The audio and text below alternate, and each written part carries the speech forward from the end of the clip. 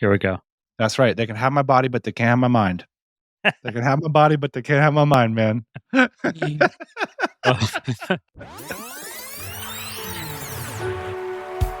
Hey, podcast listener, even if you are alone in your entrepreneurial journey, know that today, right now in your earbuds, you are joined by thousands of entrepreneurs from all around the globe seeking to grow better, more profitable, location-independent businesses. If you'd like to learn more about what we do and download our entire back catalog, check out tropicalmba.com.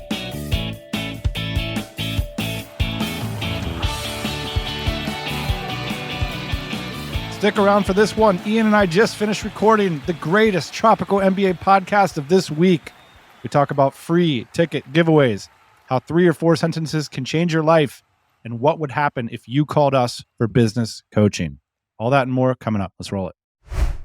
Happy Thursday morning, everybody. Welcome back to the Tropical MBA podcast. Welcome back to the podcast, boss man. Yo, what's going on? How you doing? All right, here's I've got some announcements at the top regarding our DC Mexico event coming up in Playa del Carmen at a luxurious resort in May. You know they have pools that connect to the bedrooms? I do. You could just swim out of your living room there. Yeah, you're about 100 yards from a bar. You just have to traverse multiple waterfalls, but it's doable. It's totally doable.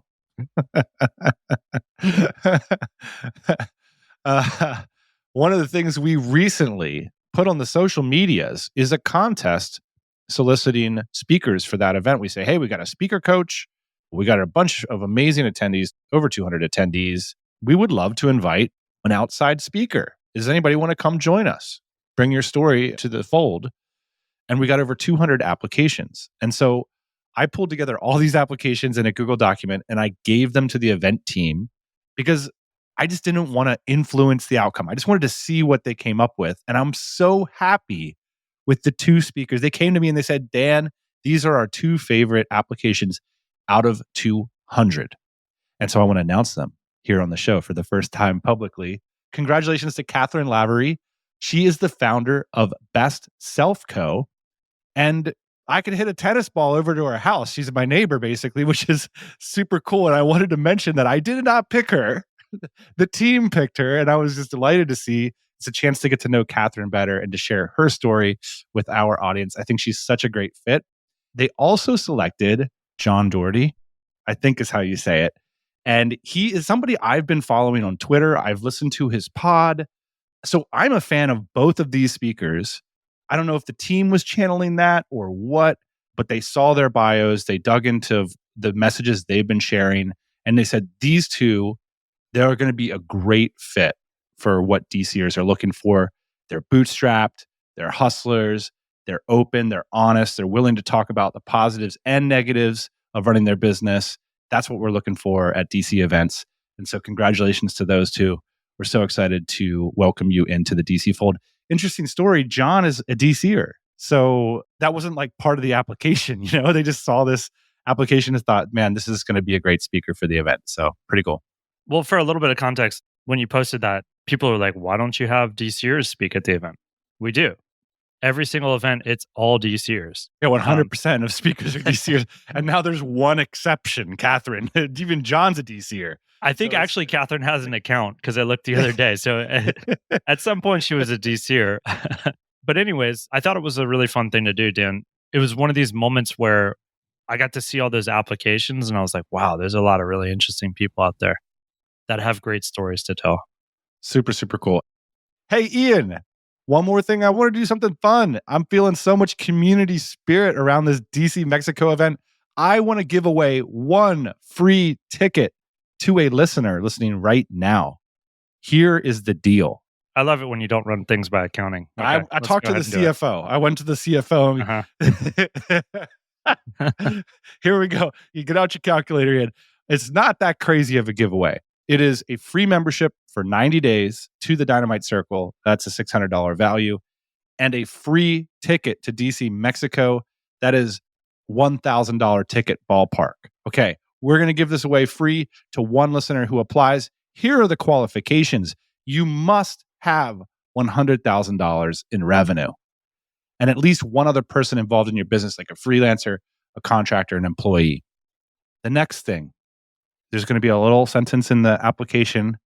Let us know why coming to this event might make a difference for you. And this giveaway is designed for somebody who needs a push in a positive direction. If you're rich and successful and balling out, don't apply for this. This is for someone who's maybe having a little bit of a tough year, wondering what the next move is. We want to put our money where our mouth is. We believe coming to events like this is an incredible way to find support, to figure out that next step, and to get inspired by people a little bit further along. So if you got your $100,000 of revenue and you're looking for that next move and you're wondering whether this business is going to make it or not, we'd love to invite you down to Mexico to hang out with us. It's going to be super fun. Swim around in those waterfalls a little bit, give you some business inspiration. Click through on your listening device. There will be an application, and we will select one winner for that ticket giveaway in the coming weeks. Approved. Would it have been so hard to run that by the team first? I mean, now that you say it, it sounds great. It's approved. But you could have checked first. I'm not gonna press my luck and give away a resort stay. If it's your first couple years of business, the accommodations in Playa are extremely affordable. The flights are affordable. So the overall expenses, we're taking the big chunk out of it for you by the event ticket there. Okay, next thing. Before we jump into the business content, Ian, a super exciting launch just a few days ago. I'm seeing a bunch of ticket receipts come through for DC Black Barcelona. Last week, DC Black Barcelona did not exist. This week, it exists. Scoop us. What's the story? This is probably an incredibly bad personal decision because basically we are bringing 50, 7 and 8 figure founders to my favorite city on the planet. So prices are going to go up. That's my guess. Is a lot of people like us are going to fall in love with it. They're going to take my Airbnbs. They're going to take my co-working spots. But the good news is that they're going to be filled with people that I like and that I enjoy hanging out with. So that's the good news. We launched DC Black Barcelona last week. We sold over 25 tickets in less than 36 hours. It's crazy. Crazy. Because they're not cheap. And what's just really amazing about that is there's only 100 people who have access to even buy the tickets. So really cool to see some early momentum for these DC Black specific events. It's exciting. I think we're going to have a great summer, man. We ran our first DC Black event in New York City in December. And I just thought it was a great time. Collectively, there was over $100 million in revenue in that room. And I looked through the list of everybody that's coming to Barcelona, and it's already over that. So just think about that for a second. This is blowing my mind. Maybe it's just my mind, but it's very difficult to get yourself in a room with 9 figures in revenue collectively. The amount of experience, talent, war stories in that room over 3 days, I think that's the fastest way to accelerate your business is to be in a room like that. So that's what we've created in Barcelona.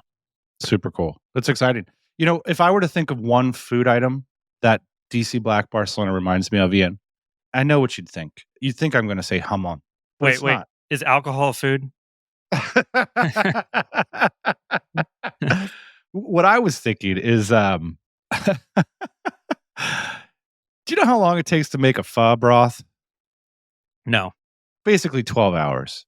And the concept, because I was watching television the other night, the concept is to both get clarity in your broth and flavor, you have to simmer it for a long time.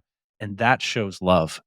And that's why the best pho is always cooked by grandmothers. Wow. And that's how that works. I like where you're going with this. This DC Black Barcelona is our pho. Because we stepped foot in Barcelona in 2014 and we took a little gander around the beaches and the mountains and the beautiful city. And we said to ourselves, let's start to simmer this thing. This thing, there's value here. And so we've been going there every summer. We've been inviting our friends. We've been making incredible connections. And when it came time to build an event concept, we say, this broth is clarified. This is flavorful. It's ready to go. Like you said, let's invite our entrepreneurial friends into what has been such a big part in our life over the past decade. So I'm really excited to do it. This is a big, long joke about that. I agree with you. I think Barcelona is an incredible, magic place. And I'm excited to see what this event looks like there in the city of Barcelona. Well, it was between West Virginia and Barcelona. And so ultimately we picked Barcelona. Yeah, you're trying to piss off our West Virginia listenership. This is a nice place in the summer. All right. Ian, I had an incredible experience this week. Hundreds of people are applying to our podcast producer role. And you'd think I'd be thinking about the podcast, but I wasn't. What I was thinking about is how 3 or 4 sentences can change your life. And why is it so hard to generate 3 or 4 sentences? I'm looking at all these applications and I'm seeing incredible careers, incredible resumes, huge salaries, all this stuff. But I read 3 or 4 sentences and I'm like, nope, not a good fit. Nope, not a good fit. I can tell right away. And I think this applies to so many things. Can we persuade our customers?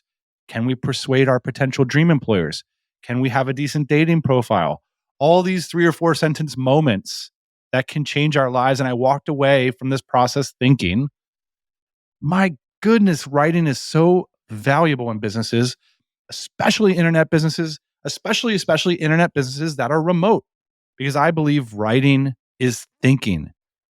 And that if you write well, you're thinking well, you can connect with people, you can persuade them, you can get the job, you can get the date, you can get the customer.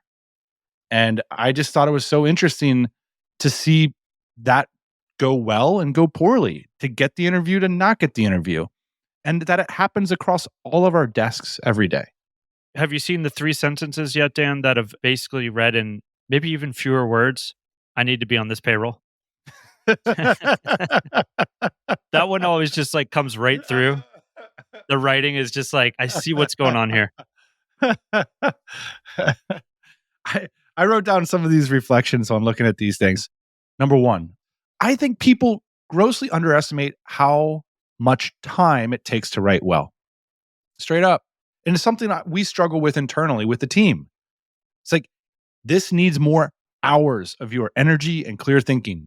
Spend more time because it's important. 3 to 4 sentences one way, it's yes. 3 to 4 sentences the other way, it's a no. And by the way, these are seasoned executive producers that have worked on shows that you know about, big, long applications. 3 to 4 sentences, we know if it's a fit or not. And everybody, I think, listening to this can resonate with this, right? Like, you see people, the way they signal, the way they've approached it, indicates to you that they don't understand something important about it, which is to say they haven't thought enough about it. And that's the beauty of writing. It helps you to think about things. That's why it takes time. I wrote a 200-word email. Well, it was a little bit more than 200 words. It took me like 3 hours yesterday. Sales email, of course. That checks out. But that's how long it takes, right? It's like every single word in that email has to be placed perfectly according to what you think is going to work, right? And then you do it and it doesn't work and then you recalibrate or whatever, but really does take that long. So you're like, hey, I got to put aside a couple days to write a sales page. A couple days? Just sell it, right? No, it really takes a couple days to write this stuff down. Yeah. And part of the reason for that is I always think of writing as like, I don't do this often, so maybe I'll mess up the metaphor, but ironing a shirt. I've done this a few times in my life. Twice, yes. There's a wrinkly sleeve and you take the iron over it, and mine are really wrinkly, so you have to keep going over it. And it takes a while. Then you got to spritz a little steam and the water on it, and it's all that stuff. And you're going over it multiple times. That's the 3 hours. I think of this smoothing out those words because every crease is an opportunity for your reader to get hung up about your meaning. Yeah. And this is what takes time, is really clarifying your thoughts. So that's the first thought. They don't understand how long it takes. I wrote down here, good writing is good thinking. And good writing generates new ideas. If you're having trouble getting your head around something, if there's anything in your life you're having trouble getting your head around, sit down and write about it. That's the way to get there. Put the problem on a piece of paper and then write. Essay. It's a French word meaning to find out, Ian. There's nothing better than writing a couple hundred words and then like not believing what you wrote. And you're like, damn it. I really tried to get that out. I really tried to convince myself of that. It felt good in the PowerPoint. Yeah. But I can't get there in the words, Jim. I have to. It's a true phenomenon, man. It's really true. It's like you try to write something down that you believe, And then like halfway through, you don't believe it anymore. You're like, this is a best. dead end road. Yeah. One other thing we're doing, Ian, based on this passion, we are transitioning from a meeting culture to a writing first culture. And similar to, we've talked about the Jeff Bezos concept of working backwards, where writing holds a company's feet to the fire and makes them think deeply about their plans and about their strategies. One of the ways we're doing this is for our meetings now, we are setting agendas. Often we are doing some pre-work and we're recording the meetings, content, conclusions, and accountabilities in Notion. So some tools can swing you one way and some tools can swing you the other. Maybe text messaging or Slack has reduced long form in the company. Well, if you introduce a tool like Notion or Memos, you can reintroduce long form and, different tools for different outcomes. But one of the reasons I love how Notion has been operating in our business thus far is that I sometimes feel like meetings are incredibly disruptive and they're incredibly expensive. Just do the math on the people sitting around the table. And sometimes people come to meetings unprepared and they kind of talk about some stuff and then it pops like a balloon. Everybody leaves and it's like, well, what happened there? Well, we kind of talked about some stuff. It's like, well, could you write down for me exactly what happened? Because I'd like to know. Because I had to go, or a bunch of people in the company had to go, and I'd like to know what happened. Well, that writing is work, and that writing is an asset. And if people can't generate it, maybe nothing happened in the meeting. And that's the thinking part.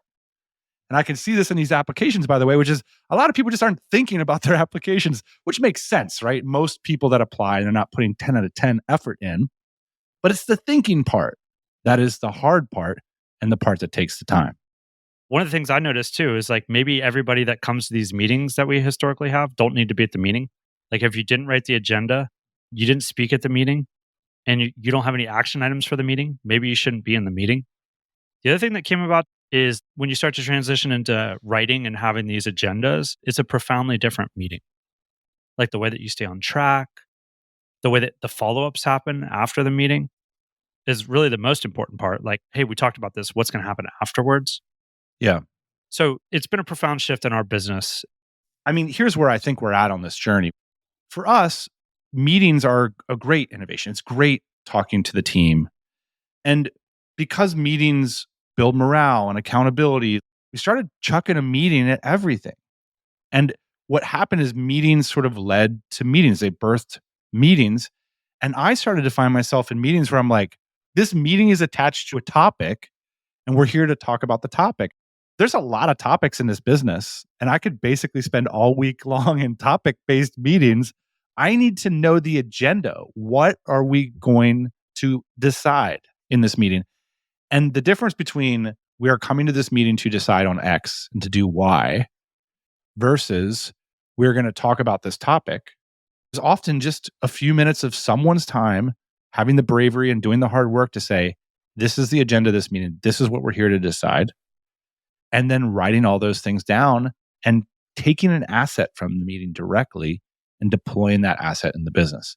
New policy, new email, new project, new sales page. This is what we're doing as a team. I got the buy-in at the meeting. Bam. That to me, I think is a frustration for a lot of founders. And having that clarity around agendas, writing, and even take it to the next level. If it's important enough, what Jeff Bezos does at Amazon is the 6-pager meeting. If you're going to talk about a high-level strategy, why not have a key person on the team propose the strategy in a memo?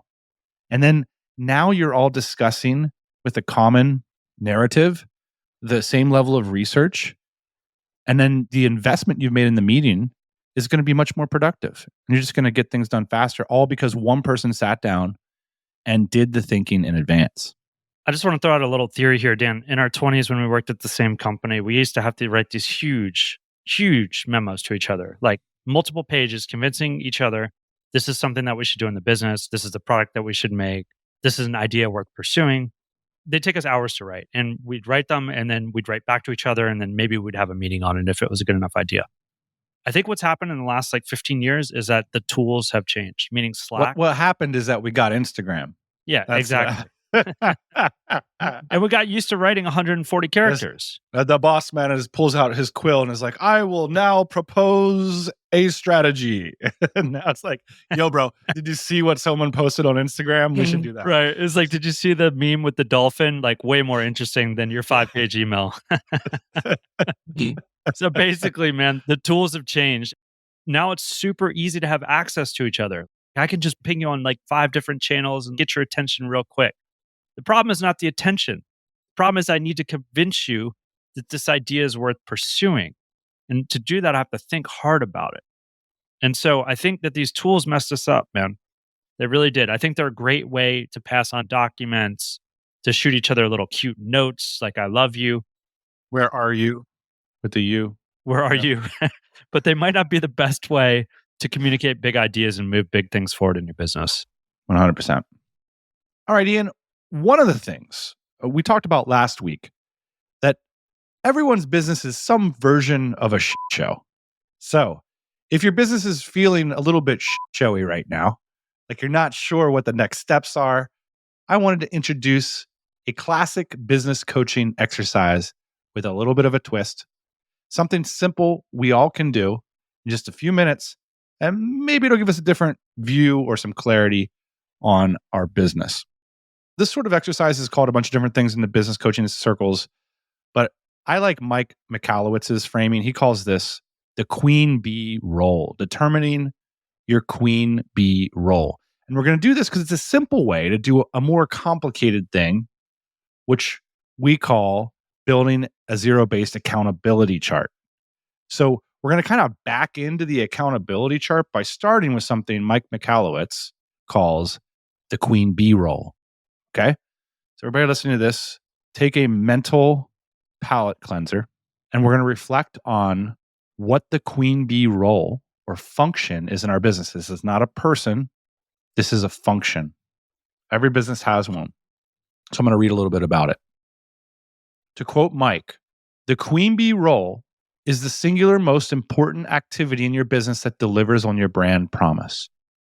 Is the single most important activity that delivers on your brand promise. It is always an activity. It is always at the doing level. It is singular. You are likely doing many activities that support your promise, but this is the most important. The brand promise of your company is the commitment that you assure your customers will receive when they do business with you. This is why the QBR is at the heart of your organization. It is the most important activity influencing the survivability and thrivability of your business. Your brand promise guarantees what your customers are going to experience when they interact with your company. It is the most compelling reason why clients do business with you. What is that function? The queen bee role. Now, I know a lot of listeners out there, they're questioning some of this stuff. We're going to suspend questioning as part of what these exercises are all about. And we're just going to think about it, give it a chance. And we're going to define what these functions are. So say, for example, in remotefirstrecruiting.com, the key function is that we find competent people that are a great fit for your company within 30 days. And we do it at a flat rate. That is Remote First Recruiting's queen bee role, delivering those candidates on time. One of the examples Mike uses a lot is a minor league baseball team called the Savannah Bananas. Great team. Great brand. Great name. Great name. It's like sitting around the boardroom, like, guys, we're going to really want to intimidate the opposing teams. We're going to want to make things slippy out there. Everybody's like, let's go with the Wolverines. Let's go with the Eagles. Ian's in the back of the boardroom. He's like, guys, trust me, we're going bananas. Not only was I in the boardroom, but I used to live in Savannah, and there was a minor league team that we used to go watch the games and drink 25-cent Blue Moons. So right. I'm pretty familiar with what's going on there with Savannah Bananas. And I'm pretty sure the idea now these days is fun, family, and entertainment.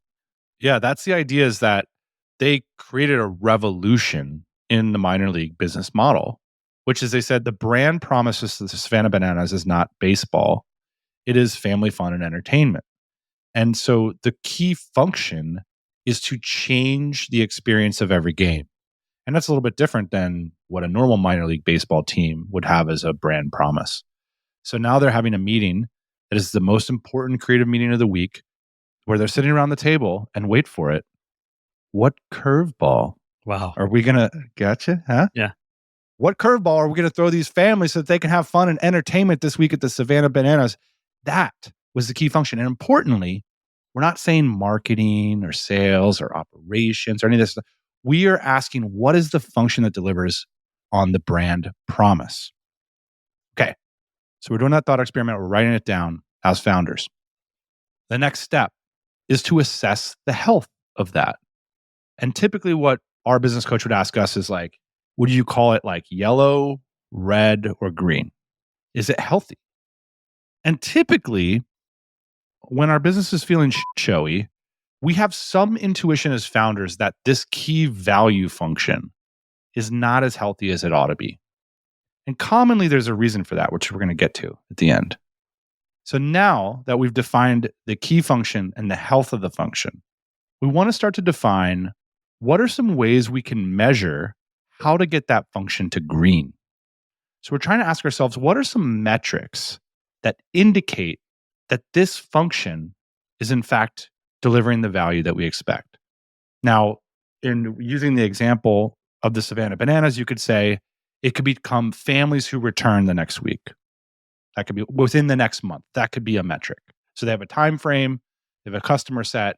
If they're coming back, we know we are delivering on that family fun promise. Could be a survey on the way out. Determining metrics is a big topic, but we all can do it. Come up with a metric that you feel good about. Like when I see that metric, I trust that we are delivering to a degree on the brand promise. If you look at remote first recruiting, metrics are how many roles we're closing out within the 30-day window, what percentage. And we're looking for that percentage to be 10 out of 10, 100%. That's the brand promise. So how healthy are we? And is that metric in line with the total overall company goal? Are they correlated? So business coaching, very long. You got to come back and pay for another session. That's how this stuff works. We're focused right now, though, on the KPIs for that function being healthy right now. Now, the reason we do this is we're trying to get out of the idea of individuals and traditional functions. We're trying to define what it is that your company needs to deliver a healthy brand experience. And the reason this can be illuminating for founders, Ian, is that it's common for founders to both be in charge of that brand experience and to be in charge of selling into it or building demand for that experience. So in the example of a PPC agency, it could be the case that the founder is a great paid advertising strategist, which is effectively what delivers the value to the clients. But also the founder is responsible for bringing in new clients. But if you're doing both functions, it's hard to be green with your queen bee role, to be healthy with your queen bee role. The concept is when you define the QBR, you build the organization around the QBR to protect it and to make sure that it's healthy. And so now you see how we're backing in to we're rebuilding an org chart. Well, what else does it need? Well, when the QBR is healthy, it can handle X amount of accounts a month. So we need X amount of accounts. There's your sales and marketing function. It needs administrative support. It can't be caught up in administration because then we can't put good paid advertising strategy to our key accounts. We need administrative support. And now you start building an organization around that key. And this can be so illuminating because so often we think about our companies in terms of people and traditional roles and not in terms of function and their health and how those functions and their health correlates to key goals that you need to make to meet your financial goals. So there you go. As you go to sessions, you build out your whole systems and you got it all on a Miro board. And these are the things we do in our coaching sessions. But I thought it would be interesting to sort of peel back and show like what one of these 1.5 hour business coaching calls can do. By the end of it, we'd have all this QBR stuff built out. And hopefully, even if the founder doesn't do anything with it, you're given sort of a new view on what your business could be. There's a process that's related to this QBR process, which is cash flow mapping. So it's like figuring out where the cash flow is coming from. where the cash registers are set up, and then For organizing process mapping. Yeah, Yeah. you basically creating a visual representation of how cash moves around the key functions in your business. and like what are the resources needed there. But I think one of the interesting differentiators between the queen bee role is you're digging into value creation. So if you look at like the cash flow mapping, it's just cash, right? So it doesn't necessarily articulate all of the value that's created. It's like the value that's captured in Yeah. that moment. And so I think one of the more powerful things about this queen bee role is you're basically predicting and introducing this idea of value. So it's like, where is the value coming from? Yeah, it's a little bit of sleight of hand to tap into your instinct as an entrepreneur. Like, we started this firm because we have the best paid advertising strategy. And that's why that first big group of clients that got us to $1 million or whatever, that's why we're in business. And then as the business gets larger, that core function can start to degrade when people get split up in a bunch of different directions, especially the founder. And this is an exercise designed to tap you into that value, like you're talking about. Like, this is who we are. This is the most important thing. This is what we're running back into the house to get. When the house is on fire, we're going to go get that QBR, and then we can build up an organization around that. Here's another thing that often happens in small businesses that is, I think, a little underestimated. They change a lot. And that means that your team needs to change a lot. Doesn't always mean that, but it often means that. And so part of the reason we do QBR and building up accountability charts and not organizational charts, where we're mapping out accountabilities and roles and responsibilities and we're not mapping out people, is because part of our role as founders of small dynamic companies is to change people's roles and functions as the business requires new things. And not being able to change those roles and functions based on the need of the company, whether it's retraining, evolving someone's role, or moving them out of the company, is often where this stuff ends up. It's often what's actually holding companies back from growing. Yeah. So there you go, Ian. That's a business coaching session. And I love these exercises because the cool thing is they're affordable. If you do the exercise correctly, you have some clear writing, you have an asset. This is what I think about that. This is what I think the QBR role is. You don't have to agree with it. You don't have to do anything about it. It doesn't cost you anything. All you got to do is sit down for a half an hour and do the exercise, and it could give you a whole new perspective on your business. This is one way breakthroughs can happen. Ian, we got a question from a listener. I thought it would be juicy for us to chew on. Here it is. Should you share your revenue with your team? Is there an older question in the history of businesses? This is like It's the oldest question in this is the oldest history question of in business. business. Yeah. In ancient Greece, I remember one time Romulus came to Remus. He wanted to know how many papayas were moving. And since that time, it's been enshrined in the walls of archives everywhere. How much revenue are we doing here, boss? And the question is are these things useful to share? And really, what's your line in terms of the information you share with your team? And what are some common ways of thinking about this? Well, first thing is like I don't think they had masterminds and 3-day retreats to Barcelona back then, where like all the business owners could get together. And they're like, hey, had our key team member ask us how much we're making on these swords. Not quite sure what to say. Thinking they might want to start their own sword business. Yeah, He knows everything about smithing swords now. So yeah, I'm really concerned what might happen if my team finds out how much we're making on this siege equipment. It's a hot market right now. Yeah, so here's what I think.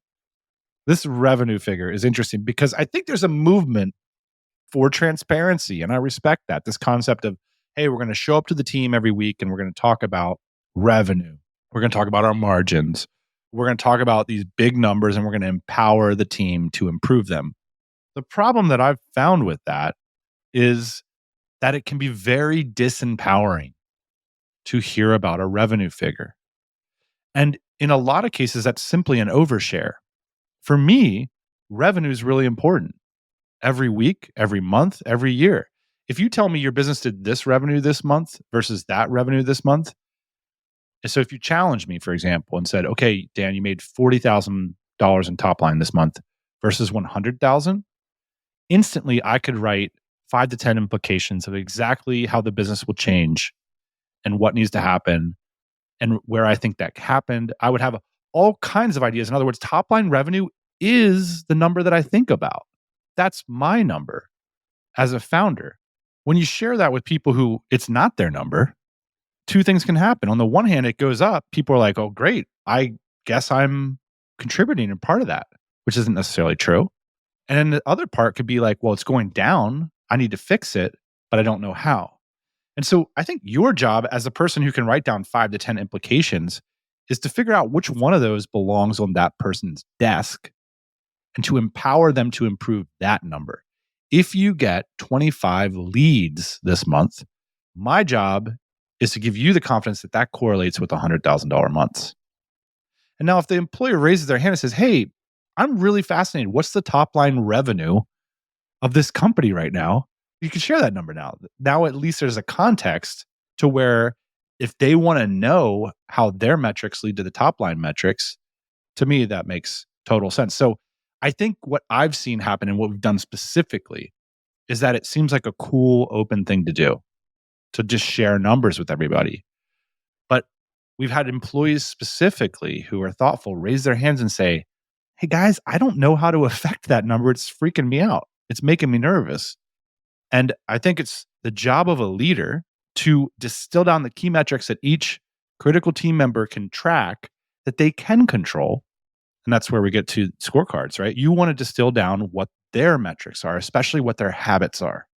That to me is a simple framework for improving leadership in a company. We want to go here. Here's a habit that you can do on a weekly, daily basis that we believe, if done well, will correlate to our goals. Amazon, $600 billion last year. Think something like that. Can you imagine like even being a VP there and feeling like you can impact that number? Yeah. Very daunting. So I think you're right to say, Dan, this all coalesces on the scorecard. So what are the key areas in the business that you can impact? And are you green? Are you red? Are you yellow? Are you hitting your numbers that we've defined as important to the business? And then somebody, of course, has to look at the $600 billion number, but it doesn't need to be everybody in the company. I think about public companies a lot when I think about like how much to disclose, a lot of the information they have to disclose. Mm-hmm. And most team members or employees do not show up to those meetings, which are public meetings. Basically, you can show up and learn all about the company's profitability and revenue and whatnot. People don't show up to those. It's hilarious. Shareholders, they show up to those because they want to know if their investment's working because that's the number that they care about. But the employees don't show up.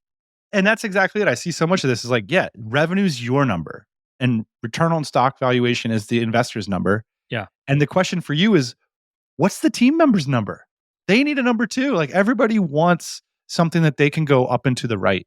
And your job, and it's a hard job, which is why a lot of people don't do it, is to create that number and to help track that number. And if you're just showing up with your big old revenue number every month, that's a little bit lazy. That's what I think about this. I think it doesn't really matter from a transparency perspective. What it matters from a management perspective is the number empowering your team. That is the question. By the way, if I'm working for Amazon, I see the number go up. I'm trying to get a meeting with Jeff asking for a raise. That's what I'm going to want. Look, man, it was $650 last quarter, $750 this quarter. Cut a little piece off for Papa. Huh? That's right. I'm living here in Seattle. It's raining every day. I'm going to need a bump. I'm going to need a bump if I'm going to stay here. I didn't ding the truck once. Come on.